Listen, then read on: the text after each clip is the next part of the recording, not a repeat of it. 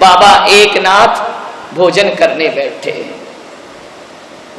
भोजन की थाली परोसी गई, खुले मैदान में बाबा एकनाथ भोजन कर रहे हैं। रोटी रखी गई, घी की कटोरी रखी गई। बाबा एकनाथ ने भोजन करने से पहले अपने प्रभु का स्मरण किया, आंखें बंद की और आंखें बंद करके प्रभु से कहा, प्रभु तेरा लाख लाख धन्यवाद कि आज मेरी थाली में 2 रोटियां तूने रखी हैं। जरूर मैंने पिछले जन्म में किसी भूखे की भूख मिटाई होगी, तभी तूने मेरी थाली में रोटियां प्रदान कर दी हैं। ये सोच रहे थे, भगवान को धन्यवाद दे रहे थे, हे प्रभु तेरी कृपा है मुझ पर बहुत। भोजन से पहले शांति मंत्र पढ़ रहे थे और भगवान से प्रार्थना करते हैं कि हे ईश्वर, इस दुनिया में यदि कोई भूखा हो तो मेरे पास भेज दे, मैं अपनी रोटी देकर पहले उसकी भूख मिटाऊंगा, उसके बाद अपने भूख। ये होता है जीवन को सार्थक करना। और कहते हैं आंख मूंद कर जैसे ही प्रभु का ध्यान किया, एक कुत्ता आया, जैसे ही आंख खोली, थाली की रोटी कुत्ता लेकर के भाग गया। आंख खोल करके देखा थाली खाली। बाबा एकनाथ ने देखा कि अरे कुत्ता रोटी लेकर के जा रहा है, दौड़े उसके पीछे। कुत्ता आगे आगे, बाबा एकनाथ पीछे पीछे, भागे जा रहे, कुत्ता रोटी लिए भागे जा रहा है। बाबा एकनाथ ने कहा, अरे प्रभु कहाँ भागते हो, हे परमात्मा कहाँ जा रहे हो तुम मुझसे दूर, ये रोटी लेकर भागो मत। लोग समझ रहे थे कि बाबा रोटी छीनने गए हैं। बाबा एकनाथ तो घी का कटोरा लेकर जाते हैं कि हे प्रभु ये रूखी रोटी क्यों खाते हो, ये घी भी लगा लो, मेरा जीवन सार्थक कर दीजिए। घी लगा दिया रोटी में, रूखी रोटी क्यों खा रहे हो। देख करके आकाश की तरफ बाबा एकनाथ ने कहा, बाहरे प्रभु क्या शकल बनाई तूने स्वान की और मुझे उड़ा दी चोढ़नी इंसान की। बाबा एकनाथ ने कहा, ये कुत्ता नहीं है, इस कुत्ते के भीतर मुझे परमात्मा दिखाई देता है। और भगवान महावीर ने भी कहा है कि हर आत्मा के भीतर एक परमात्मा छिपा हुआ होता है। चींटी के भीतर भी परमात्मा है, इंसान के भीतर भी परमात्मा है, पेड़ पौधों के भीतर भी परमात्मा है। अरे सम्यक दृष्टि तो वो होता है जो एक इंद्री में भी भगवान के दर्शन कर लिया करता है, वो सम्यक की संपदा को। सोचिए आप, पहले का ये जमाना था कि जब हमारे बुजुर्ग भोजन करने के लिए बैठते थे तो घर के आंगन में आवाज लगाते थे कि मेरी आवाज जहां जहां तक जाती हो, यदि कोई भूखा हो तो आकर मेरे घर में भोजन ग्रहण करे। मैं भूखे को भोजन ग्रहण करा के फिर भोजन ग्रहण करूंगा। 3 बार आवाज लगाई जाती थी कि कोई भूखा हो तो मेरे घर पर आए, मैं उसका स्वागत करता हूं। पहले कहा जाता था अतिथि देवो भव, भूखे को भोजन कराना धर्म हुआ करता है। पहले का वो जमाना कि लोग कहते थे कोई आवे तो हम खावे, और आज का जमाना ऐसा है लोग कहते हैं ये जावे तो उसके बाद हम। तेरे की जिंदगी आदमी की, विचार करिए, सार्थक करो जीवन को। नानक के पिता ने नानक को खेत में भेजा कि जाओ फसल खड़ी हो रही है, ज्वार की फसल लगी हुई है, जाओ चिड़ियों से ज्वार की रक्षा करना। नानक मचान पर जाकर बैठ गए, प्रभु नाम का ध्यान करने लगे। चिड़ियों ने देखा कि ये कैसा रखवाला है, ये हमें भगाता ही नहीं है। चिड़ियां आकर के ज्वार बाजरा खाने लगी। जैसे ही नानक की आंखें खुली, नानक ने कहा मजा आ गया, पिता ने भेजा था रक्षा करना, बेटा कह रहा है राम जी की चिड़िया और राम जी का खेत, खाओ री चिड़िया भर भर पेट, खाओ री चिड़िया भर भर। मेरा क्या है, मेरे बाप का क्या है, राम जी की चिड़िया और राम जी का खेत है, ध्यान रखिए। नानक को बहुत मारा पिता ने कि पागल ये क्या करता है तू, मैंने चिड़ियों से रक्षा करने के लिए तुझे भेजा था। उसने कहा बापू चिड़ियों की तो रक्षा कर रहा था। अरे बोले पागल है क्या, सारा खेत का दाना चुग गई। बोले पिताजी यदि दाना नहीं चुगती तो चिड़ियों की रक्षा कैसे होती, सारी चिड़िया भूखी मर जाती। इसलिए मैंने कहा कि राम जी की चिड़िया और राम जी का खेत खा लो चिड़िया भर भर पेट। ध्यान रखिए ये होती है संतों की करुणा। अरे अपने लिए नहीं दूसरों के लिए भी जीने का थोड़ा सा प्रयास करिए। कल हजारों लड्डू चढ़ाएंगे, एक लड्डू किसी भूखे को दे देना गरीब को रास्ते में, मैं कहता हूं हजारों लड्डू से भी ज्यादा पुण्य लगेगा। बाबा के चरणों में चढ़ाया हुआ लड्डू यदि किसी गरीब के दामन में चला जाता है तो ध्यान रखना वो लड्डू लड्डू नहीं रहता है, गोपाचल वाले बाबा का प्रसाद बन जाया करता है, जीवन का आनंद बन जाया करता है। सेवा करें, लाखों रुपए दान करते हो, कोई बात नहीं है।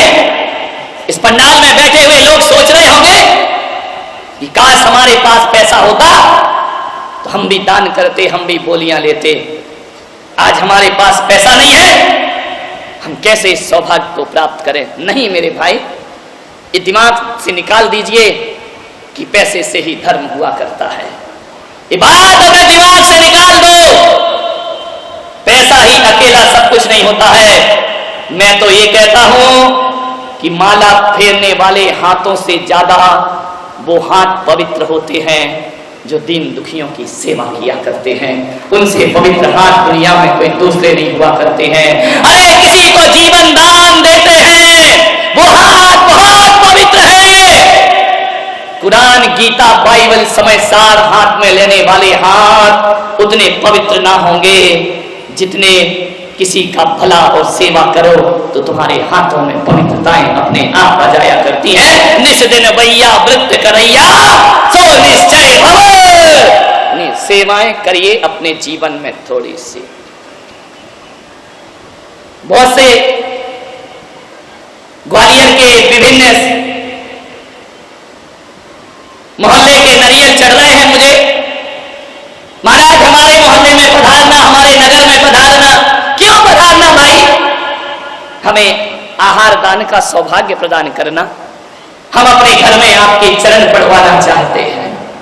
हर नारी का ये स्वप्न रहता है कि अपने गुरु को अपने हाथ से जीवन कराए, अपने हाथ से एक गिलास आहार देकर।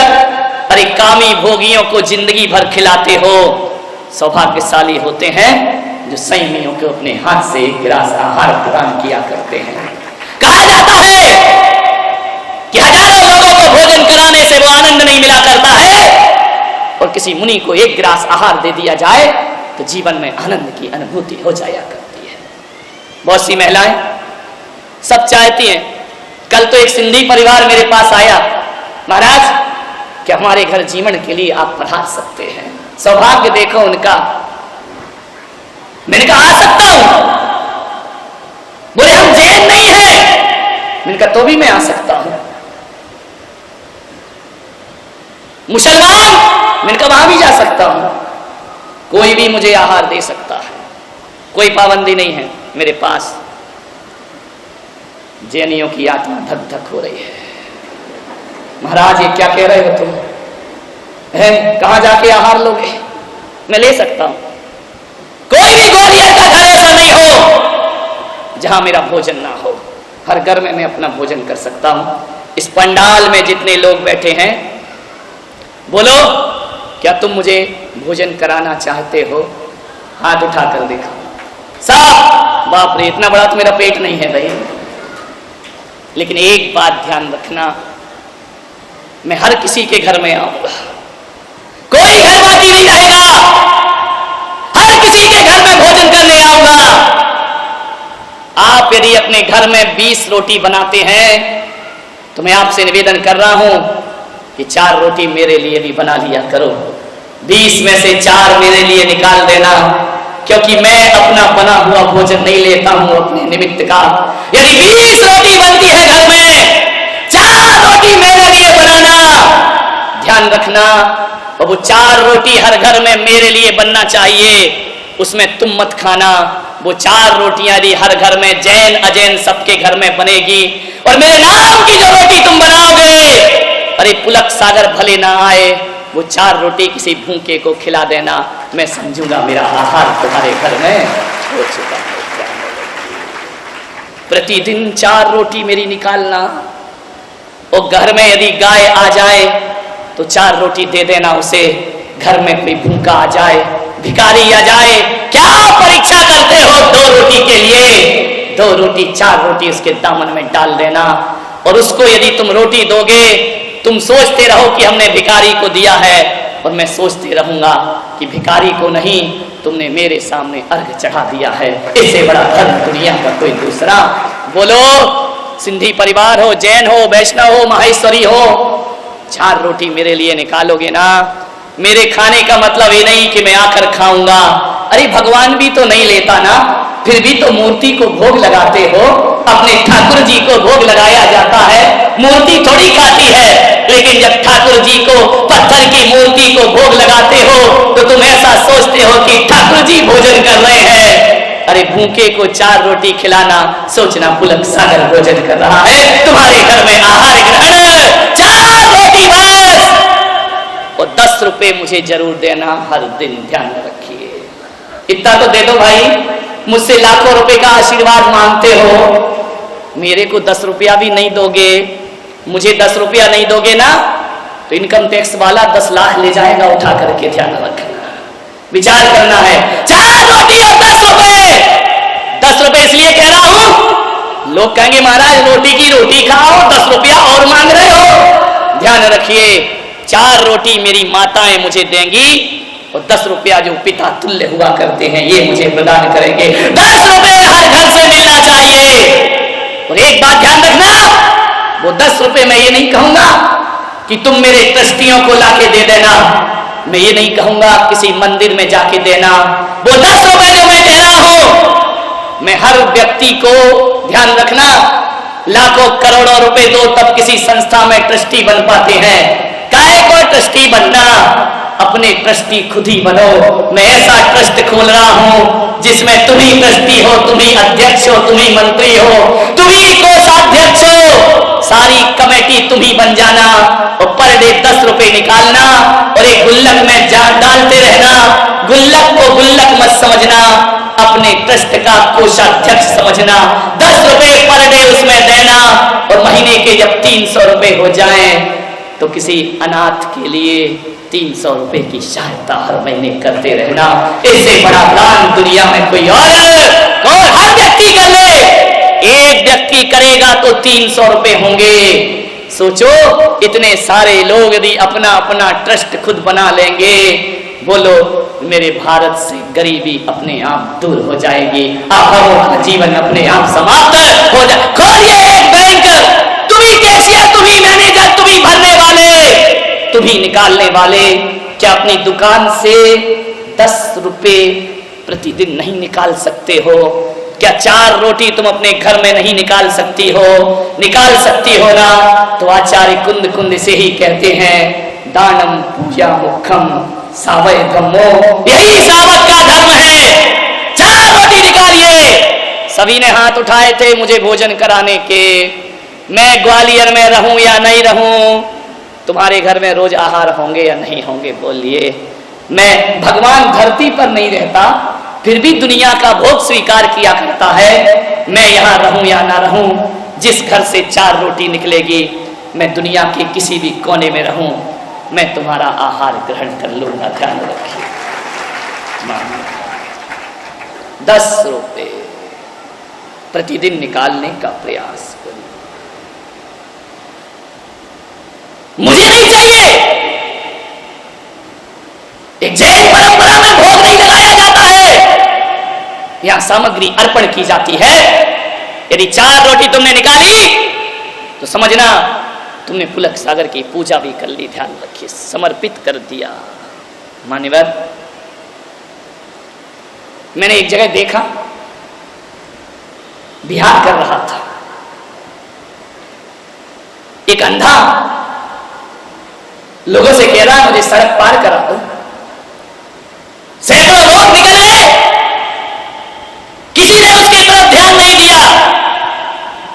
अंधा कह रहा है बाबूजी मुझे उस पार करा दो, ट्रैफिक बहुत है, मुझे दिखाई नहीं देता। मुझे लगा इतने लोग निकल गए, किसी ने अंधे का हाथ न थामा। हकीकत में बताऊं ग्वालियर वालों, मुझे ऐसा लगा कि अंधा ये नहीं है, अंधे वो हैं जो इसे इग्नोर करके आगे बढ़ रहे हैं। ध्यान रखिए, अपाहिज वो नहीं होता जो रोड पार नहीं कर सकता, अपाहिज वो नहीं है जिसके पैर नहीं होते। अरे अपाहिज तो वो होता है पैर होने के बाद भी जो अपाहिज की सहायता नहीं करता, उससे बड़ा लंगड़ा दुनिया में कोई दूसरा नहीं हुआ कर। वही सबसे बड़ा अपाहिज। अंधा कौन है? जिसकी आंख नहीं है वो अंधा है, या आंख होने के बाद भी जो नेत्रहीन को सहारा नहीं देता। मेरी नजरों में तो उससे बड़ा अंधा दूसरा कोई और। वहां से मैंने क्या देखा कि एक लंगड़ा आया, लंगड़े ने अंधे का हाथ पकड़ा और बैसाखी के सहारे उस अंधे को सड़क के उस पार पहुंचाया। मान्यवर, मेरी आंखें छलछला गईं कि बोलो धर्म क्या हुआ करता है। उस समय मेरी आंखें छलछलाई कि एक लंगड़ा अंधे को पार करा रहा है सड़क, और दो पैर वाले कुछ ना कर सके। मैंने जाकर के उस लंगड़े की पीठ थपथपाई और उस अंधे से कहा कि देख, जिंदगी सार्थक ऐसे की जाती है, जिनके दो पैर हैं उनके पास सफलता है, लेकिन उनके पास सार्थकता नहीं हुआ करती है, उनका पैर पाना व्यर्थ हो गया। ध्यान रखिए, मेरे पास तो कुछ नहीं था, मैं तो नंग धड़ंग, मेरे पास रुपया नहीं, पैसा नहीं, फिर भी मेरे भक्त चल रहे थे। मैंने कहा एक काम करो भाई, ये अंधा आदमी, ये लंगड़ा आदमी, ये कितना धर्म कर रहे हैं जीवन में, ईश्वर ने तुम्हें पैसा दिया है, तन से कुछ, मन पैसों से कुछ ना कर सको तो तन से इनकी हेल्प जरूर करना। मेरे साथ चलने वाले उस आदमी ने दोनों से कहा कि बताओ तुम्हें किस चीज की जरूरत है। मैं हतप्रभ रह गया ये देखकर। मालूम है, यदि तुमसे मैं पूछूं कि तुम्हें क्या चाहिए तो तुम फट से दामन फैला दोगे। अंधे और लंगड़े ने कहा हमें किसी चीज की जरूरत नहीं है, बाबा का आशीर्वाद दिला दो, इससे बड़ा हमें और किसी चीज की जरूरत। इतना संतोष भाव ये अमीरों में दिखाई नहीं दिया करता है, ध्यान रखिए। उसने कहा कि हमें कुछ नहीं चाहिए, बाबा की कृपा है, रोटी मिल जाती है, ना हमें मकान चाहिए, कुछ नहीं चाहिए, हम तो ये चाहते हैं। लंगड़े व्यक्ति ने कहा कि धन दौलत नहीं चाहिए बाबा, मेरे सिर पर हाथ रख दो और इतना आशीर्वाद दो कि जो विचार मेरे आज बने हैं ऐसे हमेशा बने रहें, तो हमारा इस जन्म लेना सार्थक सफल हो जाएगा। मान्यवर, बातें बहुत छोटी हैं। एक बड़ी मार्मिक कहानी मुझे याद आ रही। एक छोटी सी बच्ची थे, ये सच घटना है, कोई मनगढ़ंत कहानी नहीं है। एक पोस्टमैन उस छोटी सी बच्ची के घर में जाके डोरबेल बजाता है। बच्ची की आवाज आती है कि कौन हो तुम? पोस्टमैन कहता है मैं डाकिया हूं, डाक लेकर आया हूं। बच्ची ने कहा दरवाजे के नीचे से डाल दीजिए। पोस्टमैन ने कहा नहीं, मुझे तुम्हारे साइन लेना है, तुम्हें साइन करना पड़ेंगे। बच्ची ने कहा पोस्टमैन भाई 5 मिनट में आती हूं। पोस्टमैन बाहर खड़ा है, बच्ची भीतर है। 5 मिनट क्या 10 मिनट हो गए। पोस्टमैन को बड़ा गुस्सा आया। उसने कहा कि एक भर में 10-10 मिनट लगाऊंगा तो कैसे इतनी सारी डाक बांटूंगा। उसने कहा कि तुम्हें डाक लेना है या नहीं लेना है? बच्ची ने कहा कि मैं आ रही हूं। अरे बोले कब से आ रही हो? एक घर में 10 मिनट लगाऊंगा, इतने सारे खत कहां से बांटता फिरूंगा। उसने कहा बस मुझे क्षमा करें, मैं बस आने ही वाली हूं। कहते 15 मिनट हो गए। पोस्टमैन का दिमाग चढ़ गया, वह साइकिल उठा के वापस जाने लगा। जैसे ही साइकिल पर पैर रखता है, दरवाजा फट से खुलता है। पोस्टमैन खड़ा का खड़ा रह जाता है।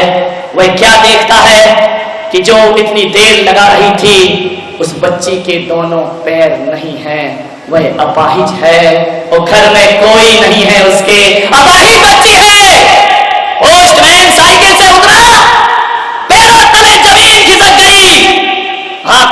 चला गई उसकी, इस बच्ची को दरवाजे खोलने में देर क्यों हो रही थी। पोस्टमैन को थोड़ी देर पहले उस बच्ची पर गुस्सा आ रहा था, अब उसे अपने आप पर गुस्सा आता है कि मैं कैसा इंसान हूं जो इस अपाहिज पर गुस्सा करते रहा। अरे इसके दोनों पैर नहीं है, दरवाजे आने तक में टाइम तो लगा होगा। रो पड़ा पोस्टमैन, जाकर के उस बच्ची के पास पहुंचा।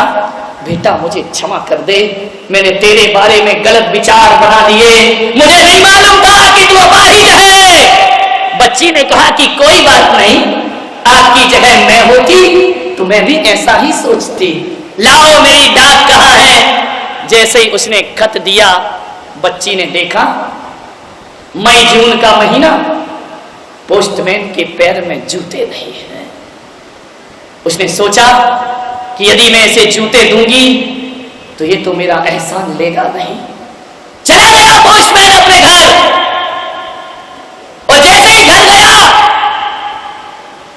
तो लड़की ने सोचा कि मैं क्या करूं जो मेरे लिए 15 मिनट खड़ा रहा। अब मेरा भी कुछ फर्ज बनता है कि मुझे भी उसके लिए कुछ करना चाहिए। ऐसे लोग दुनिया में बहुत कम हैं मेरे भाई। बच्ची ने झट से भीतर गई घिसटते हुए, एक स्केल लेकर के आई और पोस्टमैन का पैर का निशान जो धरती पर पड़ा था, स्केल से उसका नाप ले लेती है, और नाप लेकर के वह अपने पापा से कहती है, पापा इतना बड़ा जूता ला करके मुझे दे दीजिए। पापा ने कहा बेटा तू क्या करेगी। बोले ये सब मुझे नहीं मालूम है पापा, बस एक जोड़ी जूता ला करके दे दीजिए। कहते हैं 15 दिन बाद पोस्टमैन फिर एक डाक लेकर आया। बच्ची एक डिब्बे में जूते पैक करके रखी थी। जैसे ही आया, डाकिया ने डाक दी। बच्ची ने कहा कि भैया मैं तुम्हें एक उपहार देना चाहती हूँ, आज मेरा जन्मदिन है। तेरा जन्मदिन है? बोले हाँ। अरे बेटा पहले बता दी, तेरा जन्मदिन है तो उपहार तो मुझे देना चाहिए। बोले नहीं भैया, तुमने उस दिन मेरे लिए 15 मिनट इंतजार किया था, मैं तुम्हारे लिए उपहार लाई हूँ। पोस्टमैन के हाथ में डिब्बा दिया। पोस्टमैन ने से कहा कि अभी मत खोलना, घर में जाकर के इसको खोलना। मेरा आपसे निवेदन है तुम मना मत करना मेरे भाई। बोलो मेरा ये उपहार लोगे या नहीं लोगे। उसने कहा बेटी तेरा उपहार, तू तो उपहार की बात करती है, तू तो जहर भी दे तो ये पोस्टमैन लेने को तैयार है, उपहार की क्या बात करती है। बोलिए मुझे बड़ी खुशी मिलेगी यदि आपने मेरा ये उपहार ग्रहण कर लिया। पोस्टमैन ने उपहार लिया, घर पहुंचा, और जैसे ही घर पहुंचता है डिब्बा खोलता है, पैकिंग, पैरों तले जमीन खिसक जाती है। वह देखता है इस छोटी सी गुड़िया ने मेरे लिए जूते प्रदान किए हैं। चल चल चल चल आंखें बह गई। जा गया पोस्टमैन, दौड़ा दौड़ा गया पोस्ट ऑफिस में और पोस्ट मास्टर से बोला आज मैं अपनी नौकरी से इस्तीफा देता हूं, मैं आज के बाद ये नौकरी नहीं करूंगा। पोस्ट मास्टर ने कहा कि बात क्या हो गई। बोले बस मेरा इस्तीफा स्वीकार कर लीजिए, अब मैं ये नौकरी जीवन में कभी ना कर पाऊंगा। अरे पोस्ट मास्टर ने कहा ऐसा क्या हो गया। बोले बस कुछ मत पूछो मुझसे, आज मेरी इंसानियत रोम रोम से रो रही है, आंसू बहा रही है। बोले बात क्या है। पोस्टमैन ने सारी कहानी सुनाई। पोस्ट मास्टर ने कहा इसमें नौकरी छोड़ने की क्या जरूरत है मेरे भाई।